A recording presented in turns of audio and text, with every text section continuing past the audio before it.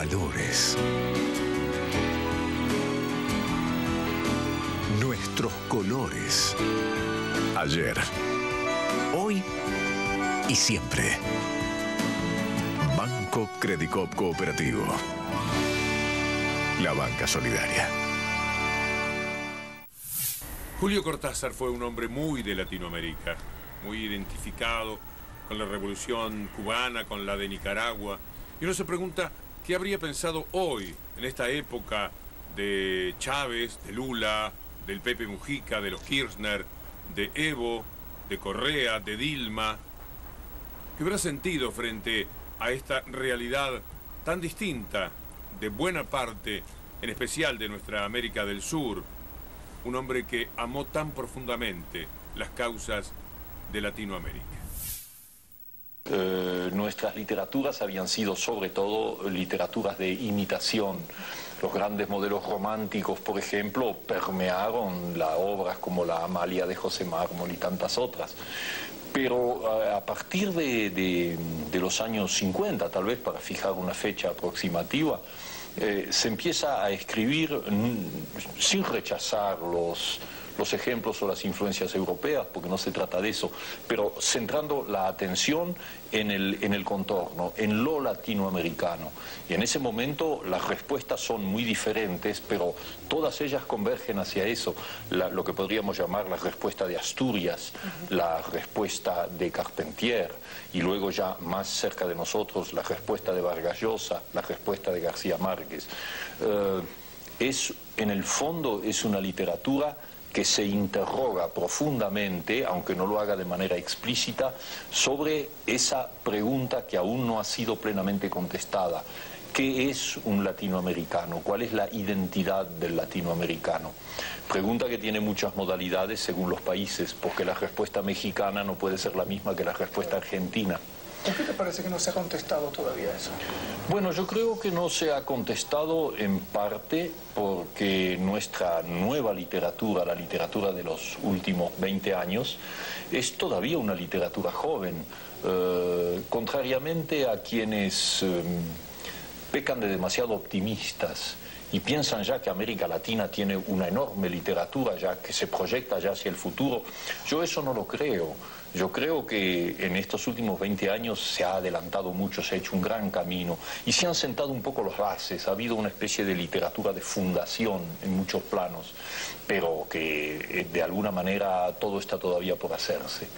Y entonces la búsqueda de los problemas de identidad debe ser, me imagino, un proceso muy lento, un proceso muy penoso, en el que las respuestas y las dudas son múltiples.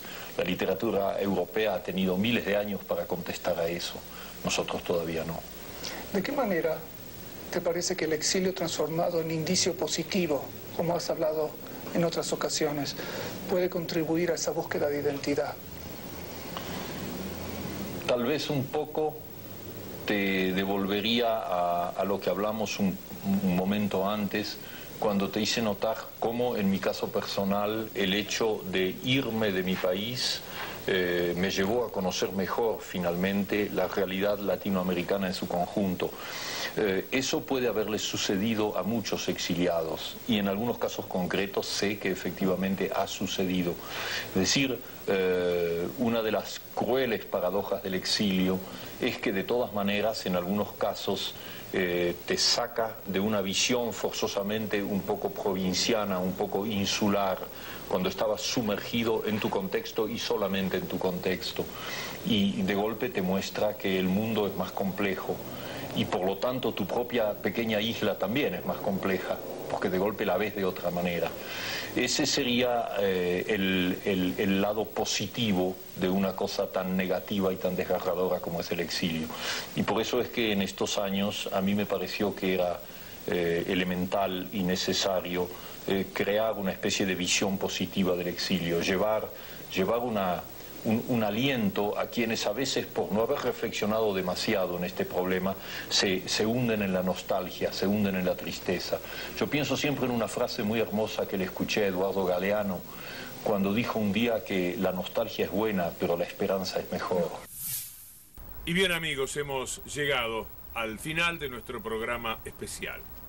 Nos pareció que 30 años de la muerte de Cortázar podían significar para nosotros la oportunidad de hablar de la Argentina, de América Latina, de hacerlo a través de la literatura de Cortázar, pero también merced a las andanzas de él por Cuba, por Nicaragua, por otros sitios de esa entrañable América Latina, que desde París, como si esta ciudad, donde sus restos están para siempre en este cementerio de Montparnasse, fuese el ombligo desde el cual él veía a esa Latinoamérica que llevaba profundamente en su corazón como evidencia toda su literatura, sus poemas, sus cuentos, sus personajes, que son inolvidables para nosotros. Para quienes hacemos bajada de línea, ha sido ciertamente un gusto esta edición especial. Ojalá que la hayan disfrutado. Nos encontramos el próximo domingo.